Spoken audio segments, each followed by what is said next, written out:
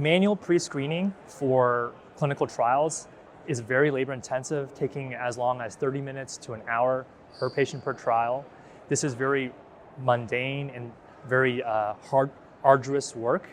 And we developed an AI platform that could screen patient charts in real time to check their documentation and their imaging for eligibility for clinical trials. So in this study, we evaluated prospectively how did it affect clinical trial screening efficiency as well as the randomization efficiency as well. So we broke a single retina practice into two groups, 11 doctors using it and 11 doctors not using it. In the first 3 months, nobody was using it. It was our baseline period. In the next 3 months, we found that the doctors who did use our product had a 37.5 increase relatively to their own baseline, as well of randomizations, as well as a 13% or so decrease in the screen failure rate.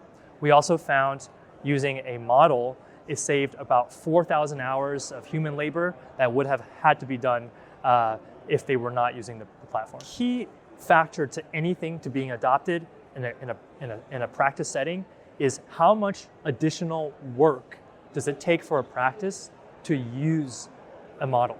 You know, if it takes 1,000 hours to implement and it saves now 1,000 hours of time, then it didn't do any help, at all. So I think the number one thing, it has to be usability and user friendliness, and if it actually helps, the clinic. And then the second thing is obviously is accuracy, right? If you're always screen failing or if you're always messing up, no one's going to trust you. There's a very high bar in medicine. If you keep making mistakes, eventually people will just start ignoring the results that you present. For clinician time, they don't have to guess. Clinicians spend about 5 to 10 minutes with the patient, and they don't have the time to go through all the criteria with them.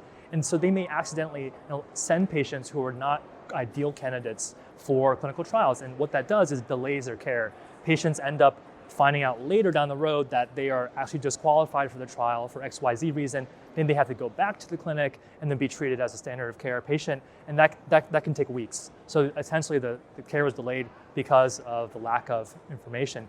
Ultimately, as a whole, clinical trials and drug development can get accelerated, more efficient. And so instead of a year-long enrollment period, maybe it just be a 6-month enrollment period.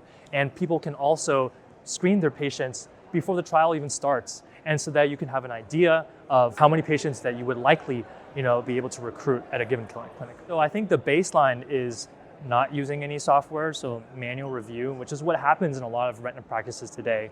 Many retina practices rely on their clinical research coordinators to preview the appointment list the day ahead of time and to click through every single patient to see if they would be a good candidate. And we found that 87% of patients don't qualify for any clinical trial. They're just there for a routine checkup. And in those 13% that do, they have to then spend another 30 minutes to kind of make sure that all the criteria match. And that can be a lot of work, every single day, and a very repetitive work. And I think this is the perfect task for something that can be mundane, routine, to be performed by an AI platform. I would love to see multi-site validation. So in order to see if these results are just unique to this practice or if this can be replicated on a larger scale. And I would also love to see the overall effect on a drug development timeline. Let's say originally it would take a year to finish recruitment. Maybe it could only take 9 months or 6 months. And I think that would improve the pace at which we can bring new therapeutics to the market.